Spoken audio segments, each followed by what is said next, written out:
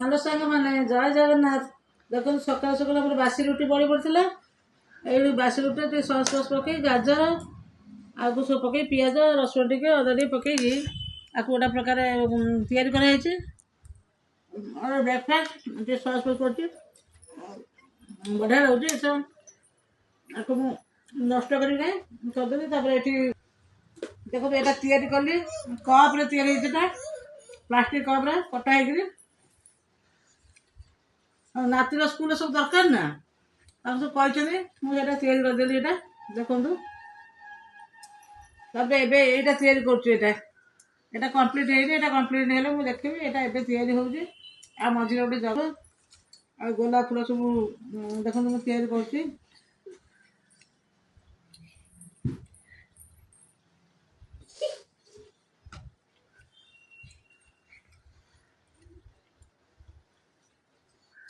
देखु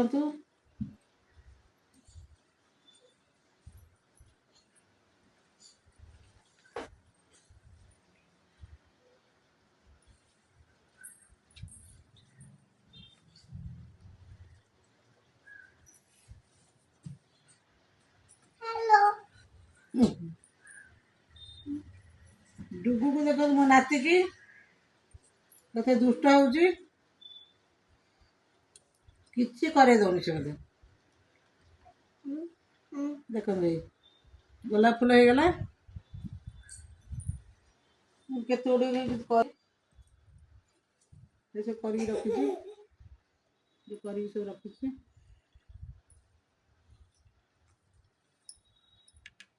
आप सब सकाल ब्रेकफास्ट कौन खाई डुगु तू कौन कहब कि कहूनु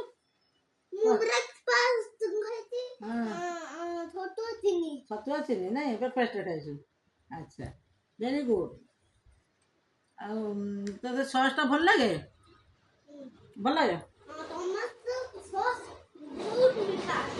टेस्टी टेस्टी नहीं कल रात कौन खाई कि पिठा चितौ पिठा केमती लगिला देखे लो आई की देनी चित्तो पिठाटा चित्तो पिठा आई की चित्तो पिठाटा देनी से प्लेट रे अछि मु चित्तो पिठा एलो प्लेट रे रात खाई खाई सकाल मसला ये खाई बोलो देख चित्तो पिठा होता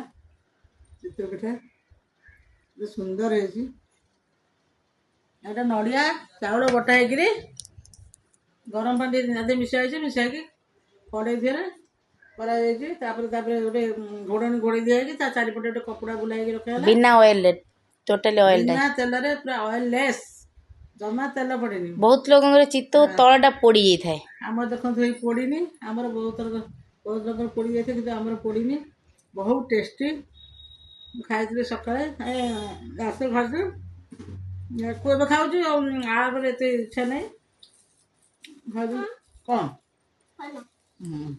पान खंडे खाई मो नाती आ मो पान को नहीं जाऊँ खाली मुझे खाई पाना देखला आई खाऊँ नाती नवनी छड़ी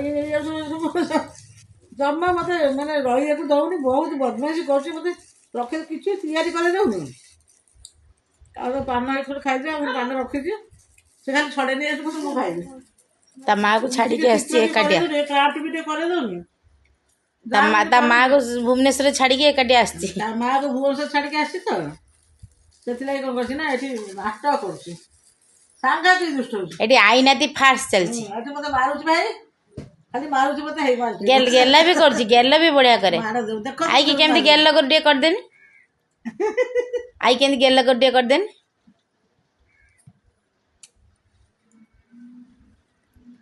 आपण सब कौन करते आम तो ये आज माछ आसी मार्केट रू माछ रोषे हम शाग चुनचुना शाग चुनचुना शाग भजा माछ भजा पखाल भात आपण मैंने कहतु केते नड़िया रे केते चाउल रे केते नड़िया पड़ले चित्तौटा भल फुलिबो कमेंट रे कहतु आ ये हमर बहुत टेस्टी है ଆପଣ ଆଗେ କୁହନ୍ତୁ ତାପରେ ଆମେ କହିବୁ ଆମର କେତେ ନଡ଼ିଆରେ କେତେ ଚାଉଳ ପକେଇବୁ। ପଖାଳଟା ଆମେ ଆଜି ଗାଧୁଆବେଳେ ଖାଇବୁ। ପଖାଳଟା ତ ପୁରା ଶାନ୍ତିର ଆତ୍ମାକୁ ଶାନ୍ତି କରିଦଉଛି।